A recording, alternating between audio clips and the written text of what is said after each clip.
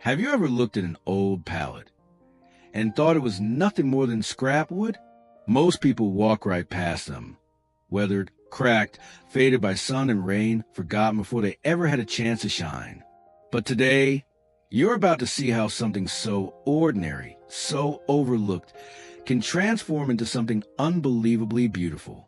Welcome to Relax Garden, and in today's video, we begin a journey where imagination turns waste into wonder, where a few discarded pallets, the kind you'd usually throw away, become a front yard masterpiece that looks handcrafted by nature itself.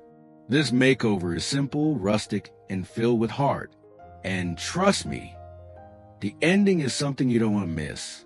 Because when rough wood meets creativity, and a tiny front yard meets a big idea, magic happens. So take a deep breath, get comfortable, and let's begin this transformation.